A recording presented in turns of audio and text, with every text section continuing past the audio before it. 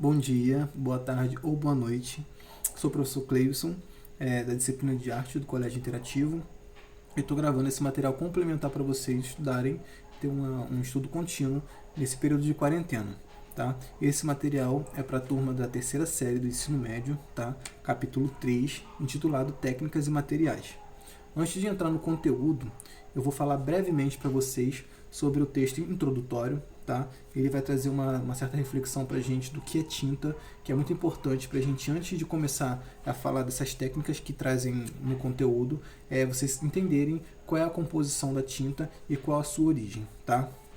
Primeiramente, quando a gente fala de tinta, é interessante saber quais são os seus componentes. As tintas, elas possuem os pigmentos e os aglutinantes. Os pigmentos são as partes secas das tintas e os aglutinantes são as partes úmidas, né? Eles, em composições juntas, eles formam a tinta, tá?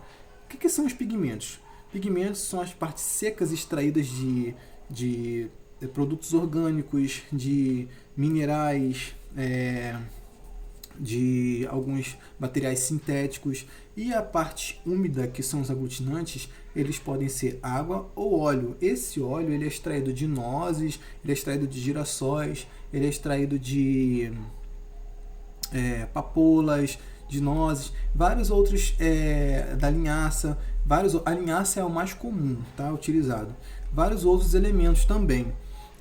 A gente sabe que quando uma tinta ela é à base de óleo, ela demora muito mais tempo para secar. E quando é à base de água, ela evapora mais rápido, então você tem uma secagem também mais rápida.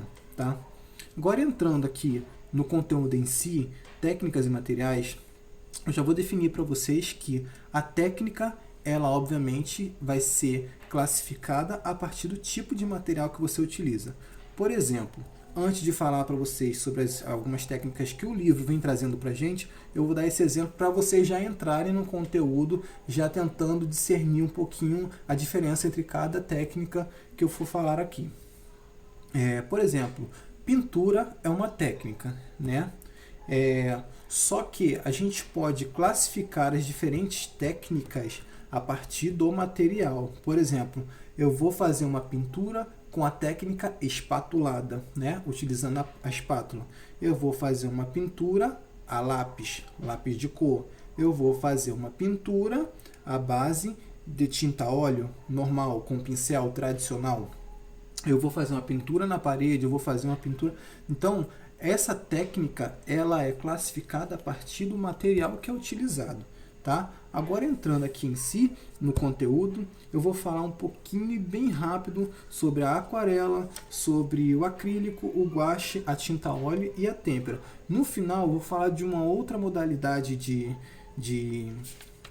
Não é nem pintura, mas é uma certa impressão. Tá? Tem aqui colagem, tem grafite, tem carvão, pastel seco, desenho. Eu posso passar bem rápido para vocês aqui, mas antes eu vou falar dessas que são a base d'água. A aquarela, como o nome já diz, aqua, é aquela tinta mais aguada, bem à base d'água, né? Ela tem bastante pigmento, bem, uma saturação muito grande, mas ela tem bastante água também.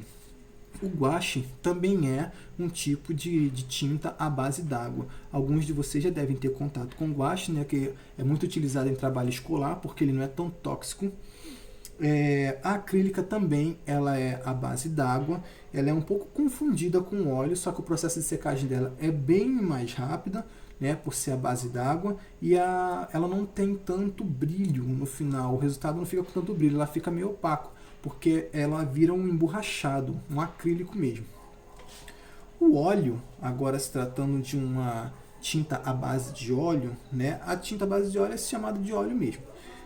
Ela tem uma plasticidade muito boa. O artista ele pode começar a pintura hoje e terminar amanhã, porque a tinta vai estar fresca ainda, e ele pode ir para frente, ele pode voltar. Ir para frente significa acrescentar alguma coisa na pintura, voltar, e ele tem essa flexibilidade, né, de opção. A têmpera é uma tinta que ela é utilizada com ovo. A base dela é feita com ovo. Você pega ovo, mistura com pigmento, ou a clara pura ou a gema pura, ou acho que as duas nunca entram nessa mistura juntas, mas a têmpera ela tem que ter um pouco de cuidado, porque precisa de uma certa conservação bem caprichada, assim, digamos. Porque como a gente está colocando material orgânico aqui, ele pode ter uma proliferação de fungos e bactérias, você tem que botar uma terebintina, uma gasolina, uma cachaça, algum produto à base de álcool que você consiga conservar isso aqui e não deixar proliferar esses organismos, tá? Passando bem rápido aqui sobre outras técnicas, nós temos o pastel seco, que é tipo aquele giz de quadro negro. Nós temos o grafite, né, que é uma técnica de desenho a lápis, mas temos outras técnicas de desenho também, que pode ser a carvão, o próprio pastel seco, que serve para desenhar e para pintar, tá? E temos uma técnica aqui também, que é a colagem, que é uma técnica que pode ser mista. O próprio Pablo Picasso, ele utiliza essa técnica mista. Ele tanto pinta quanto ele faz colagem numa mesma obra, ou seja, é uma técnica mista. Agora, só para finalizar, a gente tem aqui a gravura, né, que é uma técnica que você utiliza a madeira, você faz entalhos numa prancha de madeira, depois você passa uma tinta tipográfica, que é aquela de impressão de jornal, tá? E depois você vai colocar numa prensa e essa tinta, essa madeira, ela vai funcionar como uma espécie de carimbo, né? E aí você vai passar por uma prensa, vai rodar ela vai levar a madeira e vai voltar com o papel, e aí aquele desenho que você fez na madeira, ele vai sair impresso no papel após a prensagem do material, tá? Só para vocês, a nível de curiosidade também, a escultura, que é um exemplo muito bom de vocês entenderem a relação de técnica e material, é legal também para poder passar aqui para vocês. Por exemplo, se eu vou fazer uma escultura, eu tenho alguns materiais para poder fazer essa escultura, né? Ou seja, eu posso fazer essa escultura com argila, eu posso fazer essa escultura com mármore, eu posso fazer essa escultura com madeira. Tá vendo? É a mesma técnica com diferentes materiais. Eu estou na mesma linguagem com uma técnica e diferentes materiais. Qual é a linguagem? Escultura.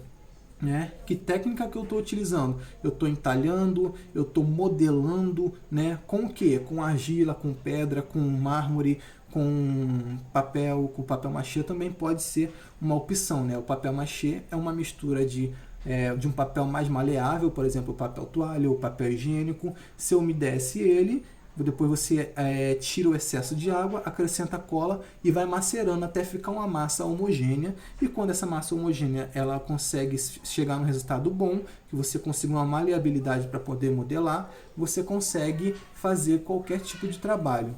Tem que ter cuidado com esse tipo de produto, de material, porque ele não tem uma durabilidade muito boa, né? Precisa de uma certa conservação, um preparo para você conservar ele por mais tempo.